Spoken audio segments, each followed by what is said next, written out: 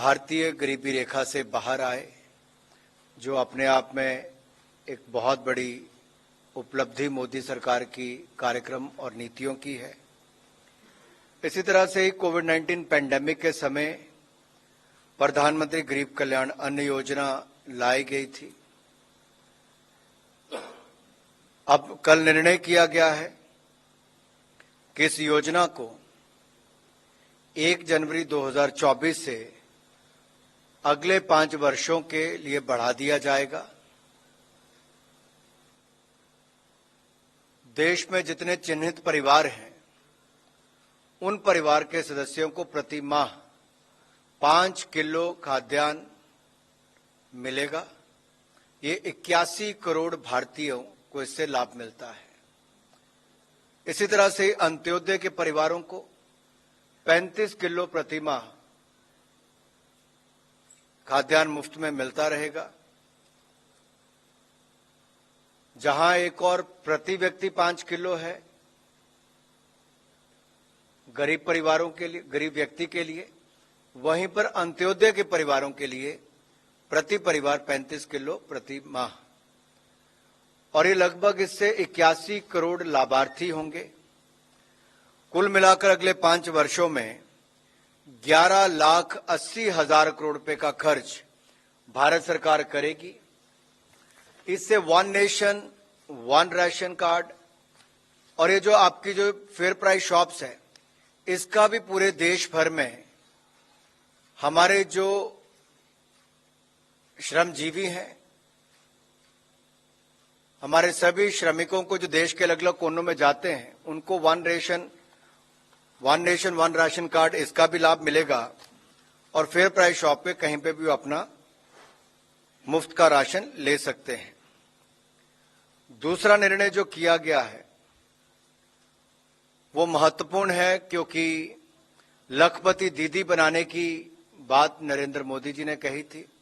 उस दिशा में एक कार्यक्रम ये भी है जहां टेक्नोलॉजी का उपयोग करेंगे। और जब ड्रोन को बात आती है तो ड्रोन आज सर्विसेज सेक्टर में एक बहुत बड़ी भूमिका निभा रहा है। सेल्फ हेल्प ग्रुप की संख्या अगर देश भर में देखी जाए तो लगभग 10 करोड़ बहनें 89 लाख सेल्फ हेल्प ग्रुप की सदस्य हैं। तो ड्रोन सर्विसेज के द्वारा कृषि कार्यों को किया जाए, ये सुनिश्चित किया गया है। और फर्टिलाइजर और पेस्टिसाइड्स इनका स्प्रे किया जाए खेतों में, और स्प्रेइंग एफिशिएंसी भी इससे बढ़े, उस दिशा में कदम उठाए गए हैं। इसमें कंजम्पशन भी यानी कि खपत भी कम होगी, बचत होगी फर्टिलाइजर्स की भी, पेस्टिसाइड्स की भी। और हमारे जो बहनें हैं उनको ड्रोन के माध्यम से फर्टिलाइजर और पेस्टिसाइड स्प्रे करने में उनको आय के साधन भी बनेंगे। तो ये योजना क्या है, इसके थोड़ा विस्तृत जानकारी मैं आपको देना चाहूंगा, क्योंकि पहली बार आप इसको दीनदयाल अंत्योदय योजना के अंतर्गत, नेशनल रूरल लाइवलीहुड मिशन के अंतर्गत गरीब परिवार की महिलाओं को जो स्वयं सहायता समूह की सदस्य हैं सेल्फ हेल्प ग्रुप में, इनको संगठित किया जाता है। फिर वर्तमान में जैसे मैंने कहा कि 10 करोड़ महिलाएं इन 89 लाख सेल्फ हेल्प ग्रुप की जो सदस्य हैं, इनको सेल्फ हेल्प ग्रुप को एक विलेज ऑर्गेनाइजेशन बनाया जाता है और इसमें सम्मिलित किया जाता है। फिर ऐसे ही जो विलेज ऑर्गेनाइजेशन देश भर में है, उनको क्लस्टर लेवल फेडरेशन में समाहित किया जाता है। तो देश भर में लगभग 89,000 विलेज ऑर्गेनाइजेशन है और 31,000 के लगभग क्लस्टर लेवल फेडरेशंस हैं। इनमें से 15,000 15,000 स्वयं सहायता समूह का चयन किया जाएगा, जो ड्रोन जिनको उपलब्ध करवाए जाएंगे। मार्च 2024 तक 500 ड्रोन जो हैं वो ये जो अग्रणी उर्वरक कंपनी हमारी है वो अपने संसाधनों से उनको उपलब्ध कराएगी। और अगले 2 वर्षों में 14,500 ड्रोन केंद्रीय सहायता से उपलब्ध करवाए जाएंगे। कृषि के लिए जो ड्रोन की एक्सेसरीज हैं उनमें लागत ड्रोन प्लस जो इसके बाकी कंपोनेंट्स हैं उसको कुल मिलाकर लगभग 10 लाख रुपए का खर्च आता है। इसका 80% तक अधिकतम यानी कि 8 लाख रुपए तक भारत सरकार केंद्रीय सहायता के रूप में देगी और जो बाकी 2 लाख रुपया जो 20% बचता है उसको एग्रीकल्चर इंफ्रा फाइनेंसिंग फैसिलिटी इससे लाभ उठाया जा सकता है, जिसमें 3% की इंट्रेंस सबवेंशन भी है। ड्रोन के उपयोग के लिए 10 से 15 गांव का एक क्लस्टर बनाया जाएगा, जिसमें लगभग 1000 हेक्टेयर भूमि कृषि योग्य उपलब्ध होगी। कमर्शियल क्रॉप्स की खेती वाले क्षेत्र को इसमें प्राथमिकता दी जाएगी और क्लस्टर के गांवों में गठित जो सेल्फ हेल्प ग्रुप हैं वो एक स्वयं सहायता समूह का चयन ड्रोन ऑपरेशन के लिए किया जाएगा। अब ये जो महिलाएं जो चुनी जाएंगी सेल्फ हेल्प ग्रुप में से, इनमें से किसी एक महिला को जो 10वीं कक्षा कम से कम पास हो, एक मेंबर को ड्रोन सखी के रूप में रखा जाएगा। 15 दिन की ट्रेनिंग दी जाएगी। 5 दिन इनको ड्रोन उड़ाने की ट्रेनिंग दी जाएगी, तो 10 दिन ट्रेनिंग खेतों में जो न्यूट्रिएंट्स और पेस्टिसाइड्स के उपयोग के संबंध में ट्रेनिंग दी जाएगी। कुल मिलाकर इनकी 15 दिन की ट्रेनिंग होगी। इन स्वयं सहायता समूह को क्लस्टर की लगभग जो मैंने 1000 हेक्टेयर कहा तो लगभग 2500 एकड़ वो भूमि बनती है। मैं ड्रोन सर्विसेज उपलब्ध कराने पर सालाना लगभग 9,60,000 रुपए की आमदन होगी। अब महिला ड्रोन पायलट को प्रतिमाह 15,000 रुपए का मानदेय दिया जाएगा। ड्रोन पायलट के सपोर्ट के लिए एक को पायलट या असिस्टेंट के रूप में कार्य करेगा, जिसे प्रतिमाह लगभग 10,000 रुपया उपलब्ध कराया जाएगा, मानदेय दिया जाएगा। स्वयं सहायता समूह के अन्य सदस्य या समूह के परिवार के सदस्यों को ड्रोन के मेंटेनेंस और रिपेयर के लिए ट्रेनिंग दी जाएगी, जिन्हें लगभग 5,000 रुपये प्रतिमाह का ये पैसे मिलेंगे उनको। और सभी खर्चों के बाद स्वयं सहायता समूह का एक अपना आय लगभग 1,00,000-1,25 रुपए के लगभग बनेगा। योजना के क्रियान्वयन के लिए हमारी जो फर्टिलाइजर क्षेत्र की पीएसयू है उसको सेंट्रल नोडल एजेंसी के रूप में नॉमिनेट किया जाएगा। Central nodal agency drone supplier को एम्पैनल करेगी और एम्पैनल ड्रोन सप्लायर से ये जो हमारी फर्टिलाइजर कंपनी है ड्रोन खरीदकर क्लस्टर लेवल फेडरेशन के माध्यम से सेल्फ हेल्प ग्रुप को उपलब्ध करवाएगी। ड्रोन के अवेयरनेस और डिमॉन्स्ट्रेशन का कार्य एग्रीकल्चर टेक्नोलॉजी मैनेजमेंट एजेंसी एवं कृषि विज्ञान केंद्रों के द्वारा किया जाएगा।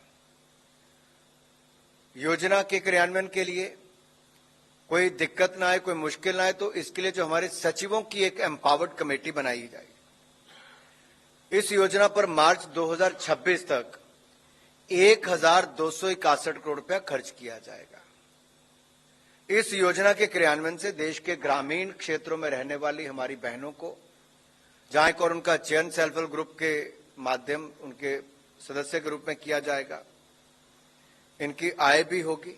ड्रोन पायलट, को पायलट या असिस्टेंट के रूप में काम करेंगी और इनको जो रिपेयर मेंटेनेंस इसकी भी ट्रेनिंग दी जाएगी और फर्टिलाइजर स्प्रे, पेस्टिसाइड स्प्रे करके इनकी आय के साधन भी इससे बनेंगे। तीसरा विषय जो है वो 16वें वित्त आयोग का है, 16th फाइनेंस कमीशन का है। मंत्रिमंडल ने आज 16वें वित्त आयोग को टर्म्स ऑफ रेफरेंस, आज मीन्स की कल रात देर रात 11 साढ़े 11 बजे मीटिंग खत्म हुई, तो 16वें वित्त आयोग के टर्म्स ऑफ रेफरेंस पर अपना अनुमोदन दिया है। संविधान के अनुच्छेद 280(1) के अनुसार हर 5 वर्ष की अवधि पूर्ण होने पर एक वित्त आयोग का गठन किया जाता है और 15वें वित्त आयोग का गठन जो अभी चल रहा है उसका गठन 27 नवंबर 2017 को किया गया था, जिसको 2021 से लेकर 2025 तक यानी कि 5 वर्ष की अवधि के लिए किया गया था। लेकिन कोविड के समय थोड़ी दिक्कत आई तो उसके करके उसकी अवधि को 1 वर्ष और बढ़ा दिया गया था। तो इसका कार्यकाल 2026-31 मार्च तक है। सामान्य वित्त आयोग अपनी रिकमेंडेशन देने के लिए लगभग 2 वर्ष का समय लेता है, इसलिए अब इसका गठन करना बहुत आवश्यक हो गया है। ताकि वो आयोग सही समय पर अपनी रिकमेंडेशंस दे। इसको राज्यों से और केंद्र शासित प्रदेशों से उनकी पूरी फीडबैक लेके सलाह करके टर्म्स ऑफ रेफरेंस का एक ड्राफ्ट भी हम लोग तैयार करते हैं। ये फाइनेंस सेक्रेटरी और एक्सपेंडिचर सेक्रेटरी की अध्यक्षता में एक वर्किंग ग्रुप तैयार किया गया था। इस वर्किंग ग्रुप की अनुशंसा के आधार पर 16वें वित्त आयोग के निम्नलिखित टर्म्स ऑफ रेफरेंस निर्धारित किए गए हैं। एक तो पहला है कि संविधान के तहत केंद्र और राज्यों के बीच करों से प्राप्त होने वाले राशि का विभाजन एक ये करना है। दूसरा, संविधान के अनुच्छेद 275 के तहत राज्यों को दी जाने वाली ग्रांट्स के प्रिंसिपल का निर्धारण तथा राज्यों को दी जाने वाली निधियों का निर्धारण। तीसरा, राज्यों के कंसोलिडेटेड फंड में वृद्धि के उपाय जिनसे पंचायत और नगर पालिकाओं के आय के साधन बढ़े, संसाधनों में बढ़ोतरी हो।